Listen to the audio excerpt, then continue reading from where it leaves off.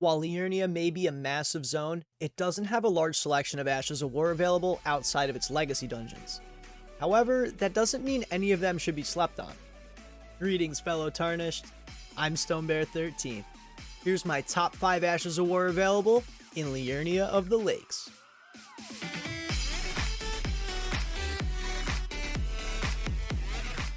Coming in at number 5, we have an Ash of War that's actually a quest reward from Bloody Finger Hunter Yura.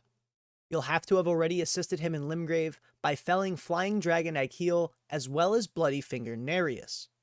From the main Academy Gate site of Grace, head northeast to find a summon sign.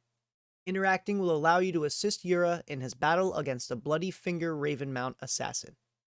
Once felled, you'll be transported back outside for the Ash of War Raptor of the Mists. Applicable to all melee weapons, this Ash of War is very flashy. With no initial cost and 6 FP upon activation, you'll lower your stance, and the next attack that hits you will cause you to disappear, substitution jutsu style, and reappear above your cloud of feathers. This ability will negate all damage from the attack that activated it, however, not any status effect buildup that it contained. While in the air, you can input attacks as if you had jumped, and those attacks can be boosted by the Claw Talisman and the Raptor's Black Feathers. On top of the flare, you can utilize Dragon Bolt's Blessing incantation or an Iron Jar aromatic to guarantee a hit when activated. Our next Ash of War can be found upon defeating a Knight's Cavalry in the south of the zone. Resting at the Gate Town Bridge site of Grace, pass time until nightfall. Following the road southeast, we can find the Knight's Cavalry patrolling the area. Killing this knight will reward us with our number 4 pick, Ice Spear. Costing 15 FP per cast, this can be applied to Twin Blades, Spears, Great Spears, and Halberds. This skill will spin your weapon with a frosty mist that then shoots an icy lance at your target.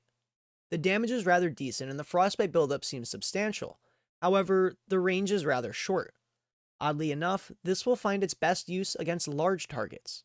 Utilizing this Ash of War at point blank range will cause very high frostbite buildup, as well as a ton of damage, and for comparatively less stamina than chaining heavy attacks. On top of that, this skill can further be boosted by wearing the Spellblade set, resulting in a damage boost of 2% per piece. My next pick actually kind of breaks a rule from my first video. Back in my Limgrave Ashes of War video, I said that I wouldn't include common weapon skills. However, given Liurnia's limited selection, Barbaric Roar is actually my number 3 pick on this list. Costing 16 FP, this Ash of War is too versatile to ignore as a contender. Applicable to all melee weapons with the exception of daggers, thrusting swords, and whips, activating this will alter your heavy attacks into a combo attack, which will differ based on the weapon type it's used on. On top of that, the Roar will give a 7.5% physical damage boost, as well as an increase to your weapon's strength scaling.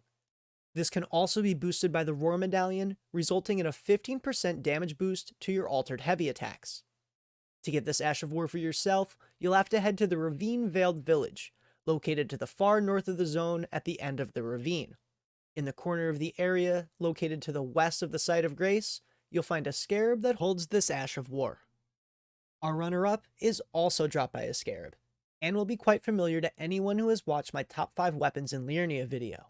Starting from the road to the manor site of Grace, head northeast, following along the cliffs to your right.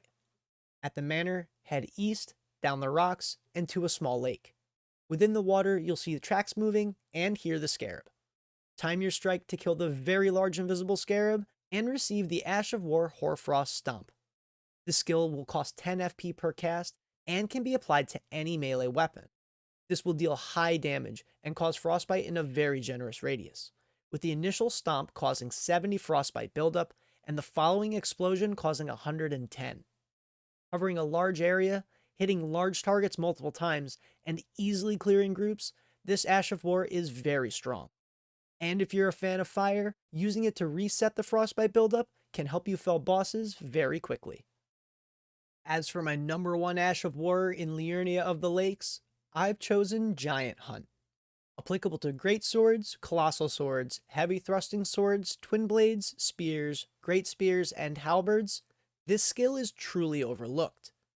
Costing 16 FP per use, you lower your stance, releasing upward into a heavy lunge that deals massive stance damage.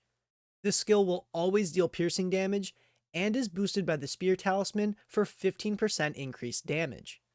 This can stagger enemies quickly and consistently, allowing you to easily deal with most large enemies.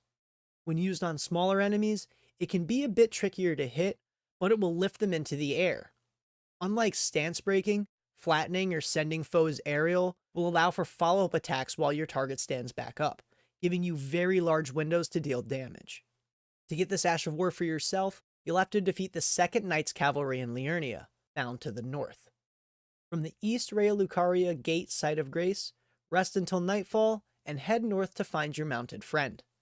Once defeated, you'll be rewarded with the Ash of War Giant Hunt, as well as a weapon to use the Ash on, the Knight Rider Glaive. And that's my top 5 Ashes of War available within Liurnia of the Lakes, outside of the Legacy Dungeons. Did I leave any out that you would have included instead? Let me know in the comments below.